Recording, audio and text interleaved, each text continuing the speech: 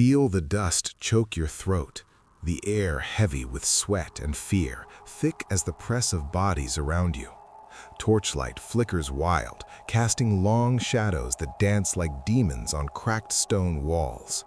A chant rises, low, rhythmic, pounding like a heart in panic, mingling with the sharp scent of burning herbs and blood. You stand in a crowded square, night closing in, as a man climbs a makeshift stage. His eyes burn with fire, voice booming like thunder. "I am the chosen one, follow me to freedom." The crowd surges, hearts racing, minds caught in his spell. Hope ignites, but deep down, doubt whispers. Is this salvation or a trap? This is no old tale. This is the raw grip of ancient false messiahs, charlatans who played mind games to seize power, twist hopes, and crush souls. Welcome to Mind Origin. Today, we hunt the shadows. Ancient false messiahs and their psychological games, 10 charlatans who twisted minds to rule. Get ready to walk through fire and deception, where dreams of freedom turn to chains. We count down from 1 to 10, each false messiah rising darker, more cunning, their games cutting deeper into the human spirit. The hunt begins. Number 1. The tax rebel's fire, igniter of false hope. In the dusty heat of ancient Judea, where Roman boots stomped freedom into the ground, Judas of Galilee lit a spark of rebellion. His role was the fiery prophet who claimed God's call to fight taxes and oppression, but his real game was stirring crowds with promises of divine victory, turning desperate folks into his army. He painted himself as God's warrior against Rome, using words like flames to burn away doubt. Historically, Judas rose around 6 CE when Rome took direct control of Judea, sparking anger over new taxes. Josephus in Jewish Antiquities 18.1.1 calls him a wise teacher who founded the Zealots, rallying in Galilee's fills, geography of rugged hides and quick raids. Rituals? He led prayer circles and oath-swearing in hidden caves, drawing from Exodus tales to fuel his cause. Watch the myth play out like a storm building. The sun beats down on a marketplace buzzing with anger. Judas steps up, eyes wild, voice cutting sharp. "God hates these Roman chains. Join me, he'll strike them down." Men nod, hearts pounding. He leads them to a hill, prays loud, "Lord, send your fire." A sudden wind whips dust. They cheer, convinced. They charge tax collectors, blood spills. But Rome hits back hard. Crucifixions line the roads. Judas falls, but his fire lingers. Psychologically, Judas tapped fear of loss, losing land, freedom, to spark desire for power through group rage. It fed the human need for belonging in chaos, like mob psychology, where one voice turns many into one fist. Mysterious detail. Some scrolls hint Judas used holy herbs in his rituals to make followers see visions, a secret mix that blurred real and dream, making his words feel like God's own. Number 2. The river-parting pretender, deceiver of divine signs. By the Jordan's rushing waters, where hope flowed like the river itself, Judas promised miracles to desperate souls. His role was the self-made prophet who claimed he could split the Jordan like Moses, drawing followers with vows of God's favor, but really playing on their longing for escape from Roman rule. He turned simple faith into a trap, using big promises to gather a crowd he could control. Historically, Judas appeared around 45 CE, as Acts 5:36 notes, leading 400 men to the Jordan during Fadus's rule as procurator. Josephus in Jewish Antiquities 20.5.1 says he was beheaded by Romans after his trick failed. Geography? The Jordan Valley's wild banks, a spot full of Bible memories, made his claim hit hard. Rituals involved group prayers and holy dips to build excitement. See the myth rush like the river. The sun glints off the water as Judas stands tall, arms raised. "God will part these waves for us. Follow me to freedom." Crowd cheers, hearts full of hope. They wade in, waiting, waiting. Waves don't split. Panic hits, some drown in the crush. Romans charge, swords flash. Judas flees, but chains await. Psychologically, Judas used the fear of oppression to feed desires for miracles, like how people cling to hope in tough times, ignoring red flags, a trick of wishful thinking. Mysterious detail. Whispers in old texts say Judas used hidden ropes underwater to pull the crowd forward, faking a parting, a clever setup that almost worked, but a storm ruined it. Number 3. The Mount of Olives Mirage, master of mass delusion.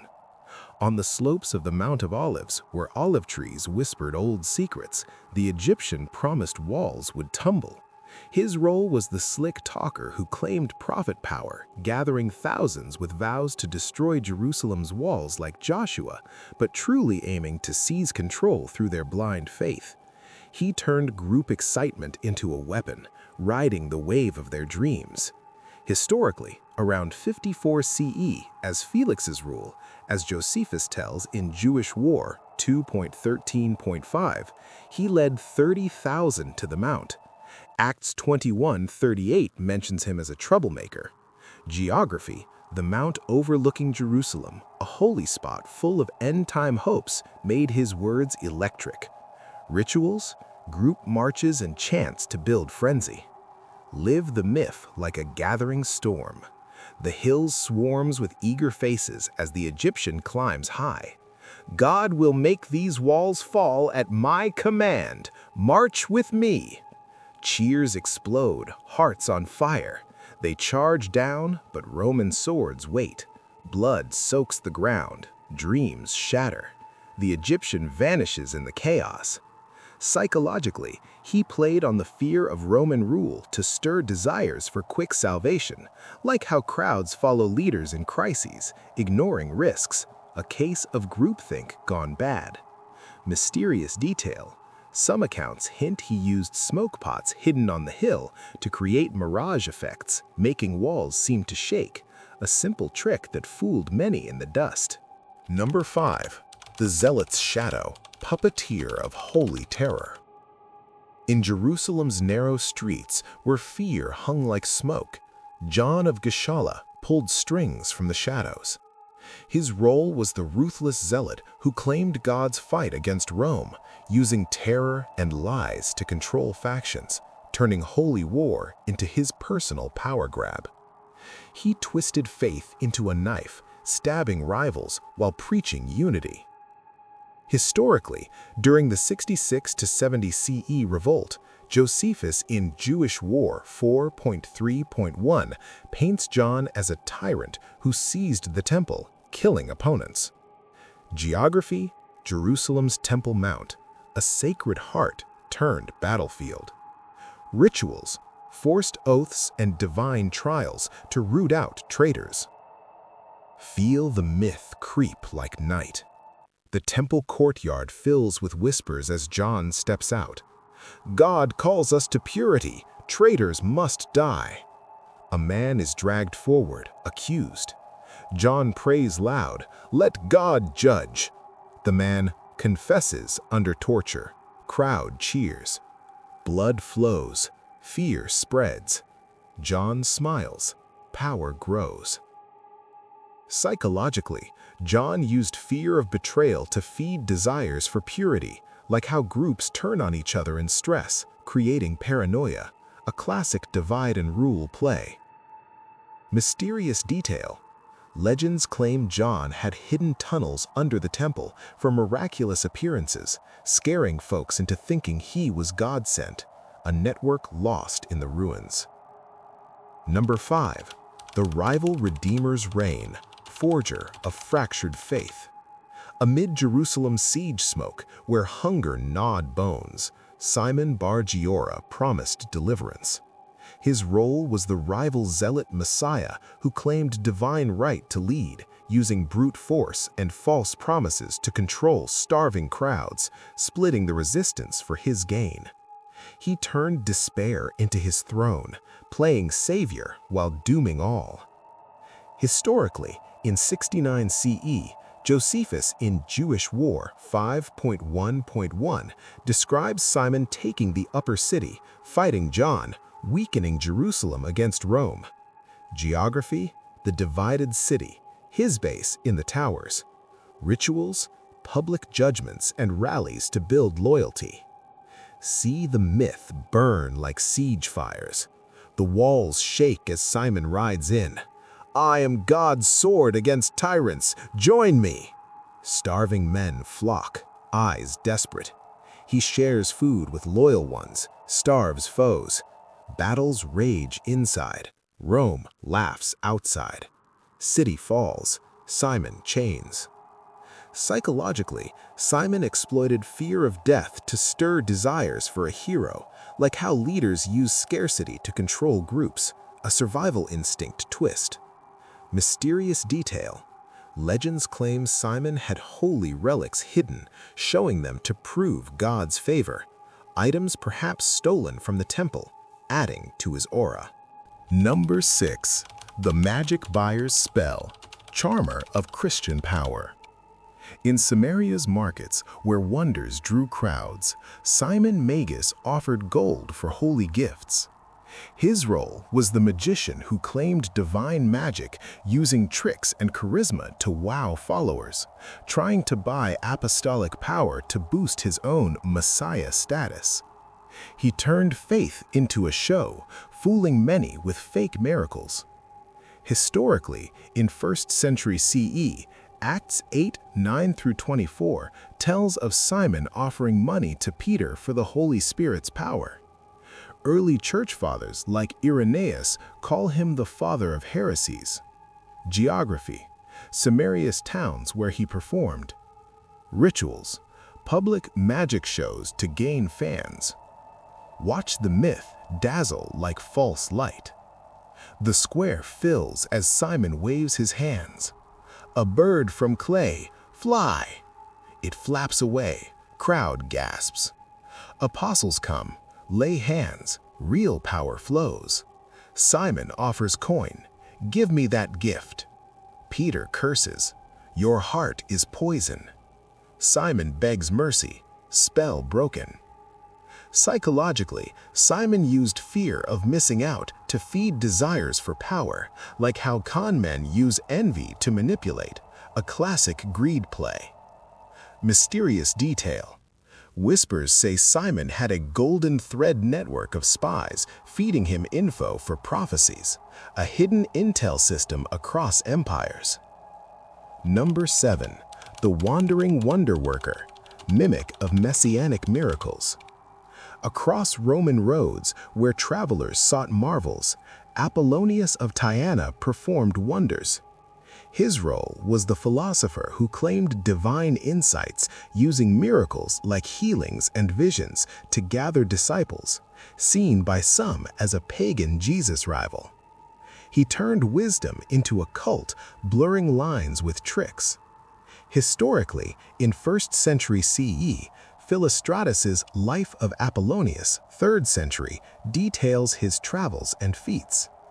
Seen as a pagan Jesus by later writers. Geography, from Tyana in Asia Minor to India and Rome. Rituals, public healings and teachings to build following.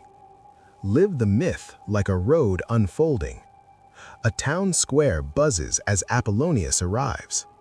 A sick child, rise! The boy stands, crowd kneels. He sees futures, raises the dead. Emperors fear him, he vanishes from chains. Legacy lingers, true or tale? Psychologically, Apollonius tapped fear of illness to stir desires for healing, like placebo effects in crowds, a faith healer's game. Mysterious detail. Whispers say he had a golden thread network of spies feeding him info for prophecies, a hidden intel system across empires. Number 8. The Snake God's Scam, Oracle of Orchestrated Lies. In Abinotychus's temple, where incense hid deceit, Alexander promised answers from a snake god. His role was the false prophet who invented Glykon, a snake god for oracles, using puppets and tricks to control believers and rake in gold. He turned faith into fraud, laughing in the shadows. Historically, in 2nd century CE, Lucian, in Alexander, the False Prophet, exposes his cons. Glykon cult spread across Asia Minor. Geography, Paphlagonia's coast, his temple a hub. Rituals, oracle sessions with paid questions. See the myth slither like the snake. The temple fills as Alexander unveils Glykon, a puppet snake with human face. Ask your fate. Voices answer from hidden tubes. Crowds pay, believe. A rival questions, poison ends him. Empire buys in, Alexander rich. Psychologically, Alexander used fear of unknown to feed desires for answers, like how scams play on hope, a con man's classic. Mysterious detail, Lucian hints Alexander had a voice box invention for the snake, an early ventriloquism device, lost tech of deceit. Number 9. The Light's False Prophet, weaver of worldly webs. In Persia's courts where dual lights battled dark, Mani claimed the final truth. His role was the self-made prophet who blended faiths into Manichaeism, using revelations to draw followers, seen as false by Christians for his dual God claim. He turned religion into a net, catching souls worldwide. Historically, in 3rd century CE, Mani founded his faith, spreading from Persia to Rome. Augustine was a follower before converting. Geography, from Ctesiphon to China along the Silk Road. Rituals, elect fasts and prayers to free light. Feel the myth weave like silk. Mani prays in a cave, an angel appears. I am the last prophet, light versus dark. Followers gather, books spread. Kings listen, empires shift. But persecution comes, Mani skinned alive. Faith lives on. Psychologically, Mani exploited fear of evil to stir desires for purity, like dualism comforts in chaos, a split mind game. Mysterious detail, Mani's illustrated books had secret codes and pictures for hidden teachings, a visual cipher for elite followers. Number 10. The Star's False Shine, cosmic deceiver of revolt. Beyond mortal grasp, where stars mock human hopes, the star's false shine blinds with illusory light. Bar Kokhba, self-proclaimed messiah of cosmic scale, his role as the son of the star, who claimed divine anoint to free Jews from Rome, but wove a web of unbeatable prophecies. His power so vast, it seemed to bend fate itself, incomprehensible in its grip on masses. He turned revolt into holy war, his aura defying reason.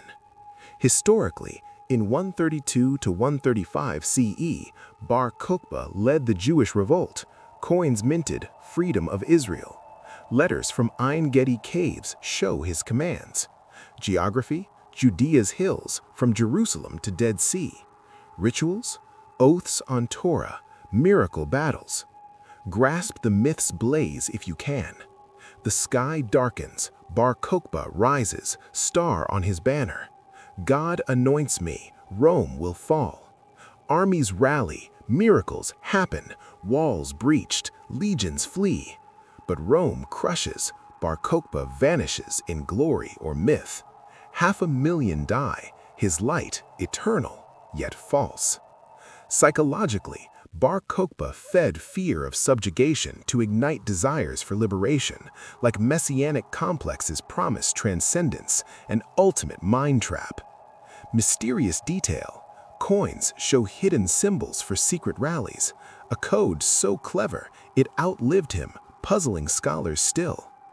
Conclusion: as the last deceiver's shadow fades, think on these games, not just old tricks, but echoes in our own minds. They show how hope can chain us, fear blind us, desire deceive us. Which Messiah's game hits closest to home? Share below. If this stirred your thoughts, like and subscribe to Mind Origin for more dark dives. Until next time, watch your dreams.